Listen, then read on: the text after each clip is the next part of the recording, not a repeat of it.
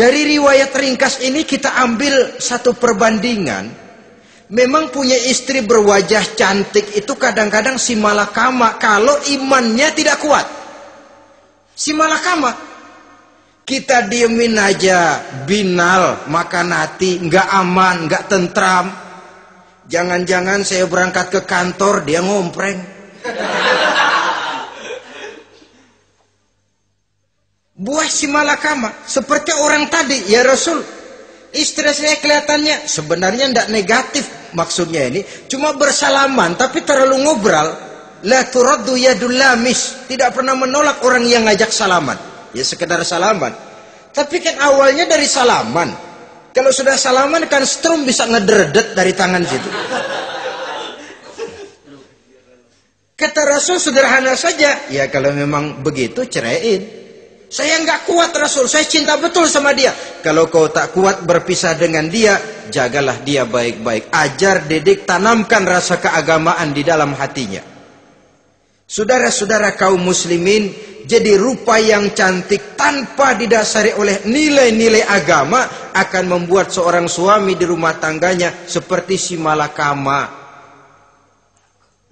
Seperti berhadapan dengan buah si malakama. Kalau tidak diiringi dengan nilai-nilai moral yang luhur dan bekal agama yang tangguh. Akan pergi jauh dari rumah rasanya tidak aman. Sedangkan di rumah saja siapa yang akan mencari nafkah.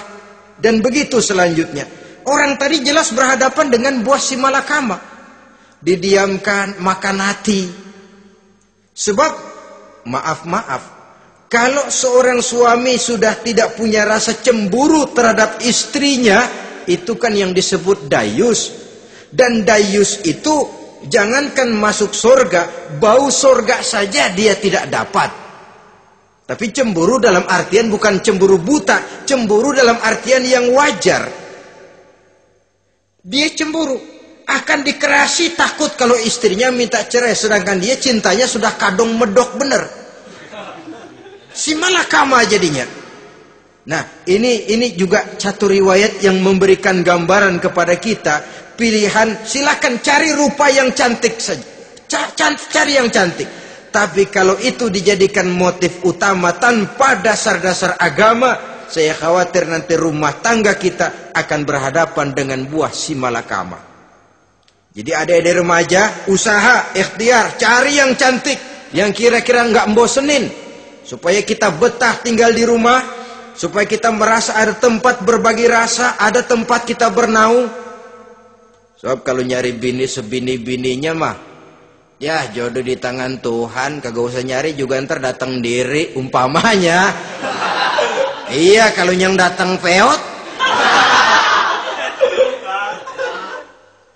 Orang harus berusaha walaupun pada akhirnya jodoh toh memang ditentukan Allah. Kan 3 hal yang kita tidak bisa menentukan itu katanya. Maut, rezeki, jodoh. Itu yang masuk mysterious problem. Problem yang misterius. Maut, misterius. Kapan kita mati, kita sendiri tidak tahu. Tahun depan, 50 tahun lagi, 100 tahun lagi, tidak pernah seorang pun diberitahu. Tapi yang pasti dia bakal datang. Kapan dan di mananya kita tidak tahu. Bisa di rumah, bisa di masjid, ya alhamdulillah. Bisa di majelis taklim, syukur. Bisa di medan perang membela agama, bagus. Pasti dia akan datang. Maut, mysterious problem. Sesuatu yang kita tidak tahu kapan datangnya. Rezeki, gitu juga. Sehingga orang sering bilang, rezeki katanya kayak bayangan. Kita uber-uber dia lari, kita diam dia mah diam. Setengah mati kita uber-uber. Emang ukuran segitu, segitu aja. Begitu kita nggak ngapa-ngapain, datang yang bawain rezeki. Namanya rezeki itu mysterious problem. Kadang-kadang ngobek, sungsang, sumbul, udah segala tanah orang kita ukur-ukurin. Udah segala ngomong sudah nggak ada yang loh, tuh sudah buta. Tapi memang bayangan kalau belum rezeki ya belum. Kadang-kadang nyari kode sampai tidur di kuburan. Belepotan tanah kuburan loh. Yang aneh lagi kadang-kadang orang gila ditanyain. Allahu Akbar, ini kode-kode zaman sekarang ini. Sampai orang waras nanyain orang gila itu gimana itu? Ini sudah efek yang betul-betul negatif. Sudah jelas orang gila kok ditanya. Apa kira-kira yang nanya nggak lebih gila dari yang gila itu?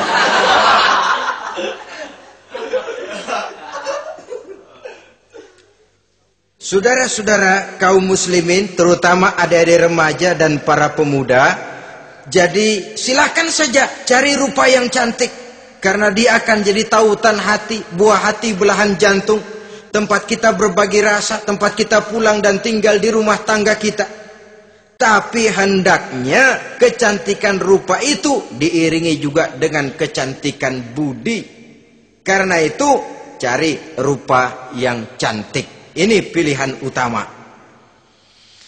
Yang kedua, kata Nabi, harta, cari yang kaya. Tetapi jangan lupa, jangan dijadikan pilihan utama. Karena kekayaan sering mendatangkan kesombongan. Apalagi kalau seorang pemuda mendapat istri orang kaya. Hidupnya dimodali oleh istrinya. Maka biasanya wibawanya sebagai seorang suami akan hilang.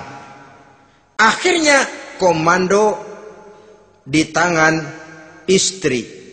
Dikala itulah suami tidak lebih daripada prajurit yang taat kepada komando istrinya.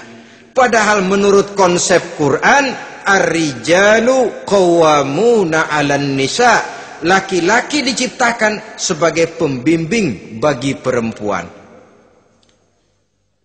Kalau nanti suatu saat terjadi benturan, sedangkan modal diberikan oleh istri, terjadilah pengungkitan. Kata istrinya apa? Lu jangan bertingkah, lu kan kawin sama gue, modal lu kolor doang.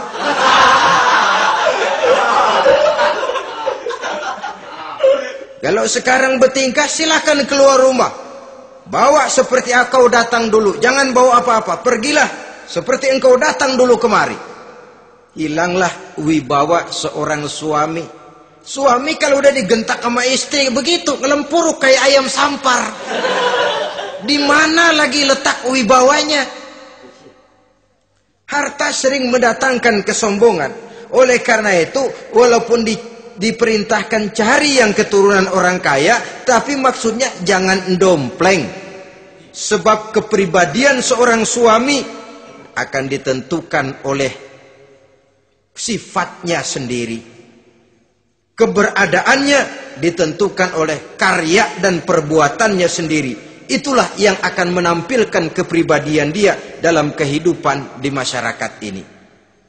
Saudara-saudara kaum muslimin, terutama adik-adik remaja dan para pemuda, kan kadang-kadang di zaman sekarang kan kelas-kelas gigolo, playboy ya, nyari tante-tante kesepian, mejeng-mejeng di pinggir-pinggir jalan dengan harapan apa? Ya barter lah, tukar tambah.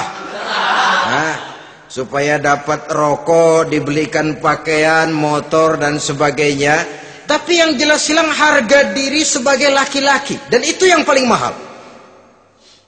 Kalau seorang laki-laki sudah kehilangan harga diri, apalagi yang bisa dibanggakan dalam kehidupan ini? Apa artinya naik mobil kalau kepala tertunduk ke bawah? Apa artinya jalan di tengah masyarakat kalau kita tidak bisa menengadah dengan satu kebanggaan? Hilangnya harga diri merupakan kehancuran awal dari sebuah pribadi yang untuk jangka panjang kita tidak akan bisa lagi berbuat banyak. Tanpa harta orang memang sulit untuk bahagia. Tapi harta semata-mata bukan merupakan jaminan bahwa orang lantas akan bahagia.